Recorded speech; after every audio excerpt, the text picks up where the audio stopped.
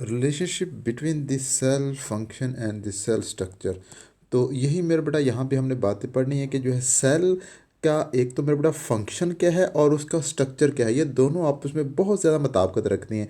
जिस तरह का सेल का फंक्शन होगा उसी तरह का बिल्कुल सेल का स्ट्रक्चर होगा, ठीक है।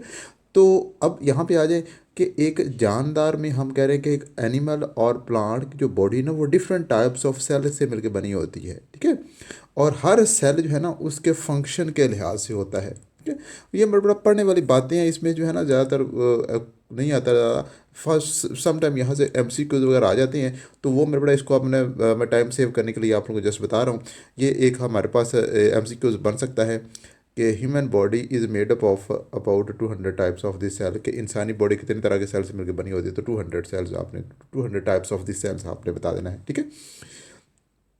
और नेक्स्ट मेरे बेटा यहाँ पे ना उन्होंने थोड़ी सी इन्फॉर्मेशन दी हुई है, देखें कि different types of this cell जो है ना वो अपने फंक्शन के लिहाज से किस तरह रिलेशन है, उनके दरमियान में ताल्लुकात हैं, ठीक है। साइज़ एंड शेप कैसे कह रहे हैं, अब देखो हमारे पास रेड ब्लड सेल होती हैं, वो असल में अकामोडेट कर रही होती हैं ग्लोबुलर हीमोग्लोबिन को, ठीक है। तो इसलिए वो क्या होती हैं, हमारे पास राउंड होती हैं। और जब नर्व सेल क्या करती हैं, ये ट्रांसमिट करती हैं मैसेज, ठीक है। इसलिए वो क्या होती हैं, लंबी होती हैं, लॉन्ग होते हैं, ठीक है। ट्रांसमिट कर रहे होते हैं मैसेज, ट्रांसमिशन कर रहे होते हैं मैसेज की, ठीक है। और जाइलम जो है ना ये कहते हैं पानी कंडक्ट कर रहे होते हैं पौधों के अंदर। और जाइलम जो है ना इसलिए इनकी स्ट्रक्चर ट्यूब लाइक होती है, ट्यूब की तरह, क्योंकि पानी जो है ना कंडक्ट करना होता है इन्होंने पौधे के मुख्तलिफ हिस्सों में, ठीक है। तो वो सारा मतलब वही बात लिखी हुई है, ठीक है। और surface area of the area to the volume ratio आ रहा है कि अब यहाँ पे आ जाएं कि हमारे पास रूट हेयर के सेल होते हैं, उन्होंने असल में पानी जज़ब करना होता है ज़मीन से ही, तो इसलिए उनका सरफेस एरिया बहुत ज़्यादा होता है, उसके लिहाज से बताया गया है। और आगे आ जाए presence of the absence of the organelle. हाँ, presence of the absence of organelles हमने देखा था कि कुछ सेल होती हैं उनके अंदर ऑर्गेनलीज कुछ ख़ास मखसूस तादाद की ऑर्गेनलीज जो है ना मखसूस किस्म की ऑर्गेनलीज ज़्यादा होती हैं, वही यहाँ पे कह रहे हैं। जो सेल सक्रीशन पैदा बना रहे होते हैं, हमने पढ़ा भी था जब हम गोल्जी अपरेटस पढ़ रहे थे ना गोल्जी, तो वहाँ पे हमने देखा भी था कि कुछ सेल होते हैं वो सक्रीशन बना रहे होते हैं, तो उनके पास जो है ना गोल्जी कॉम्प्लेक्स ज़्यादा होते हैं तादाद के अंदर, ठीक है। एंडोप्लाज्मिक रेडिकुलम ज़्यादा होती हैं, ठीक है, वही बात यहाँ पे लिखी हुई है। और सेल इन्वॉल्व फोटोसिंथेसिस होंगे, उनके पास क्लोरोप्लास्ट ज़्यादा होंगे। हमने पढ़ा था क्लोरोप्लास्ट क्या करते हैं, फोटोसिंथेसिस करवा रहे होते हैं, तो वो वाले सेल जिन्होंने फोटोसिंथेसिस करनी है उनके पास ज़ाहिर क्लोरोप्लास्ट ज़्यादा होंगे, ठीक है। तो वही मैं पढ़ा यहाँ पे बातें लिखी हुई हैं। ये जस्ट मेरे बड़ा पढ़ने वाली बातें हैं और इसमें इतनी ज़्यादा ना। हाँ, आगे मेरे बड़ा फंक्शन वही बता रहे हैं, फंक्शन के लिहाज से सेल्स की किस्में के nerve cells conduct nerve impulse, ठीक है। नर्व इम्पल्स करते हैं, उसके बाद आ जाए मसल सेल्स क्या कर रहे होते हैं, कंट्रैक्शन करते हैं, इसलिए और उसके बाद रेड ब्लड सेल क्या करते हैं, ऑक्सीजन ट्रांसपोर्ट करते हैं, ठीक है। वो तो है छोटे छोटे होते हैं, इसलिए कैपिलरीज में से गुजर जाते हैं। और स्किन सेल्स जो है ना वो जो है ना मेरे बैरियर के तौर पे काम कर रहे थे, उसी लिहाज से बने हुए होते हैं, ठीक है। तो वो मेरे बड़ा कैल्शियम जो है ना डिपॉजिट कर रहे होते हैं हमारी बोन्स ताकि उन्होंने सख्त होना होता है, ठीक है।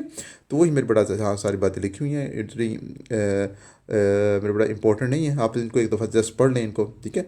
और cell as an open system, ये बात मेरे बड़ा यहाँ देख लें कि ये भी जस्ट इंफॉर्मेशन ये कि a cell work as an open system, open system के तौर पे काम कर रहा था, कैसे, it take substance needed for its, जो इसको सब्सटेंस चाहिए होता है ये लेता है और उसको इस्तेमाल करता है और अपने प्रोडक्ट और बाई प्रोडक्ट बनाता है, और उन बाई प्रोडक्ट्स को में से किसी और सेल को दे देता है या मेरे बड़ा खुद उसको यूज़ कर रहा होता है, वही मेरे बड़ा यहाँ पे बात सारी लिखी हुई हैं, ठीक है जी। और इसके साथ आगे हम देखते हैं, हमारे पास आ रहा है cell size and the surface area to the volume ratio, ठीक है। यानी कि सेल साइज आएगा हमारे पास और उनका वॉल्यूम कितना है, ठीक है, उनके दरमियान में हम रेशो लेंगे, ठीक है। अब यहाँ पे आ जाए, एक MCQs यहाँ पे बन सकता है, the smallest cell are bacteria, ठीक है।